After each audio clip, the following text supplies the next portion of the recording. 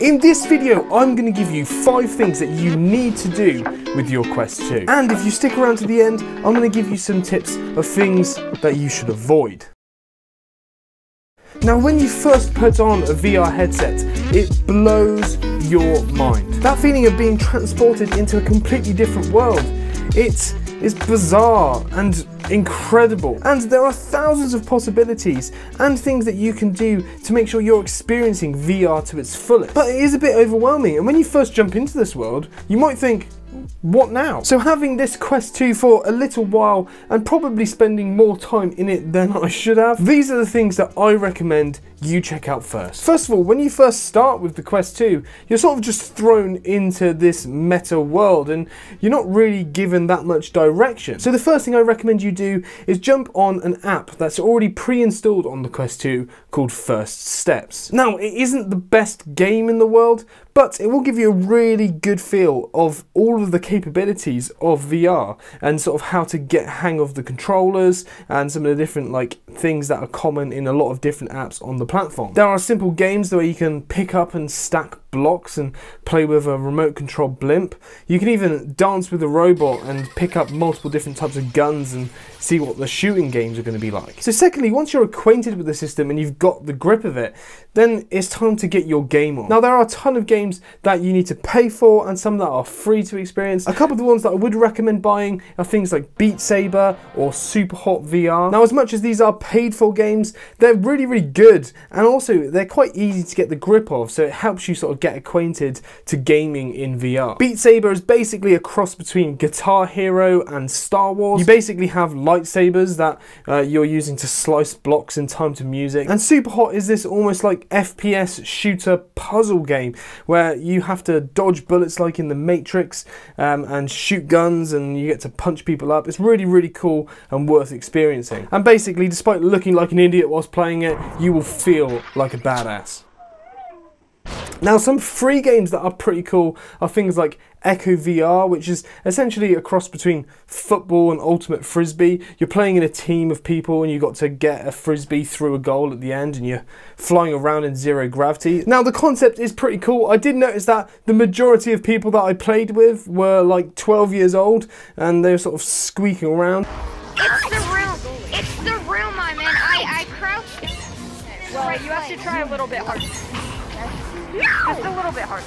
If you do want to get some good multiplayer gaming, you might find that you're going to be playing with some younger people. If you are a younger person, that might not be an issue to you, but I get that some people my age, it can get quite annoying having people yammering on in your ear and you just want to get on with the game. And I think that game is a really good idea of the capabilities of VR, and although some of the people can be quite annoying, it's a really, really good experience. Now, the third thing you can do, a sort of tangent off of the last point, is social apps. Now, the social apps on the Quest 2 are a massive positive and ultimately a huge part of what makes this so good. Now, it may take a while to find a crowd you like. There are a few apps to choose from, things like VR Chat, Horizon Worlds, Rec Room. And put up at the second point, games like Rec Room and Horizon Worlds have a ton of games pre-installed on them, so you can play with your friends and with strangers around the world on the thing. Now, I did find when I had a go at Rec Room, again, I was having that same issue with squeaky kids, which is a little bit annoying. But for example, I headed over to a comedy club in Horizon Worlds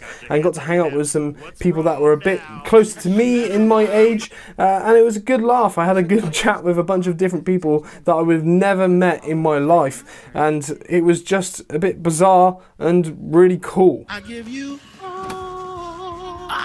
And you could just sort of chat to people, and some people got up on stage and sort of told a few jokes that were pretty much terrible, but it was good to have a laugh at that person's expense with everyone else in the room. And it is interesting to think that maybe if you were getting into comedy and you wanted to do a stand-up routine, you could go and do a stand-up routine to strangers and actually see whether these jokes actually stick. Really weird to think that this world is there at the palm of your hand, or that the glass over your face. Now I can imagine if you have friends that have a Quest 2 and you want to hang out with them but you can't necessarily go out the house, or it's just easier to pick up one of these, it'll be really cool to do that because you can play a ton of different games with them that you might not be able to in real life, and then you can also just hang out and meet other people in your groups of friends. It is a really cool idea and a really good concept if you have a few people that you know with one of these headsets. Now obviously not everyone in every area is going to be the type of person you want to hang out with, so I do recommend having a look at all of the different social apps and sort of spending a bit of time trying to bump into people that might be different from you but sort of are fun to talk to and engage with. Now something I would recommend you doing is experiencing some of the really cool VR experiences that are on offer for free on this headset. Now you can see these in a ton of different apps and places. There is YouTube VR, an app where you can watch normal YouTube videos, but there are also tons of like 360 videos from National Geographic and stuff like that, and you can like travel to the center of the world in 3D, and it's really, really cool. There are some standalone apps like the Jurassic World app that is free, and you can experience dinosaurs up close and personal. Really, really cool. I actually put the headset on my 2-year-old boy and he was looking at this Apatosaurus, big long neck dinosaur. It was sleeping and it came over and looked him in the eye and he absolutely freaked out. He's obsessed with dinosaurs, but I think I might have turned him off of it because he thought he was being attacked by a dinosaur. It was hilarious, don't report me. And then going back to some of the other apps that we've spoken about already, like Horizon Worlds, you can go to different venues where they're showing 3D videos, and you can go there with other people, strangers, your friends, and you can watch 3D documentaries by people like David Attenborough. You can go to concerts and stuff like that in 3D. It's super cool. And lastly, you can just take straight to the wild web. You can go on the browser app and just access the internet, and anyone who's uploading VR experiences online, you can just go straight to them from your thing. They don't have to be specifically on the Oculus or Meta store. You can just go straight online and you can experience VR from anywhere on the web. Now the fifth thing I recommend you have a go at is exploring the world. Now there are a ton of ways you can do this. You can go straight to videos of different places on YouTube and you can see the Eiffel Tower and the Empire State Building and all that stuff, or you can use an app called Wonder. Now Wonder basically plugs into the Google Maps API, so you can go around essentially Street View and you can travel around the world and you can see everywhere in real-time 360. So you can essentially travel to any street in the world that the Google car has been and you can see that place, and you can go back in time for any previous times as well, back all the way to like 2008, and see what it was like when Google first went around there and how it's changed over time. You can go to the far edge of the world, or you can just go to the street where you grew up and see what it looks like now and a few years ago. And let's be honest, the main reason why anyone would actually go on that app is just to go and look at their own house. They could go walk outside and they could stare at their house, but doing it in VR, again, it's just a bit weird, but that's what you're going to do, and I know you're going to do it if you get that app. Everyone's going to go and look at their own house, because why wouldn't you? Now those are 5 things I think you definitely should do with VR, and there are a ton of other things that you can do, but there are things that you should avoid. Now ultimately, I don't think there's a lot that you should avoid, obviously, other than the essential being nasty to people and crime and stuff like that. But there's many for things for yourself. First of all, you need to make sure you're playing this thing in a decent amount of space. What essentially you do is you create a boundary around yourself when you're playing, so you've got a bit of room to go around. I recommend making your boundary smaller than the actual space you're in for a good reason. If you put it right to the edges of the walls and stuff like that, as much as you're giving yourself as much space as possible and it feels nice inside whatever app you're playing, if you make your boundary all the way to the edges and you accidentally reach the edge of the boundary quickly, like you're punching someone in an app, you're not going to see the boundary appear in the app until it's too late, and you're going to punch through it and punch a wall, so you're going to punch a kid in the face. It's just going to be an absolute nightmare. So I would 100% recommend just making sure that you make that boundary smaller.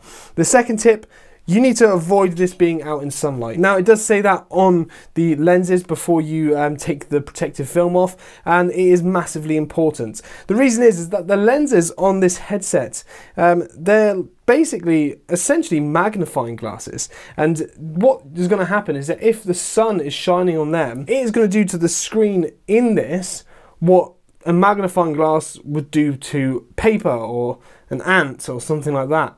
And it's not going to last, it's going to do some serious damage. So I'd recommend putting something over it. And I do think Meta or Oculus should have done something to sort of give you an option to cover it. I don't know whether like a flap or some sort of bag or something like that. I know you can get cases and stuff like that. Just be careful that wherever you put this in your room, if you're putting it on charge or something like that, that it's not directly facing a window where the sunlight's going to come in, because you're going to ruin it and it's going to be your fault. And the last thing you need to avoid doing with this, technically I think it's something you should do with it, but you need to make sure you don't not put the straps on.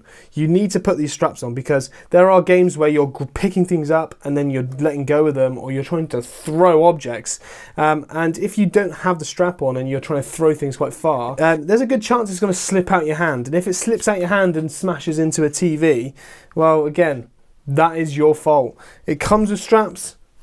Put them on. So guys, I hope that was helpful for you. The world is your oyster with VR. There are thousands of things you can do, and I've barely touched the surface in this video. But I hope this video has given you a head start into how you're going to approach this. Maybe you've got a Quest and you just run out of ideas, or maybe you're getting one and you just want to know what I should do first. But guys, if you enjoyed the video, I'm planning on doing a bunch more Quest VR videos, so please comment down below, subscribe, and I'll see you in the next one.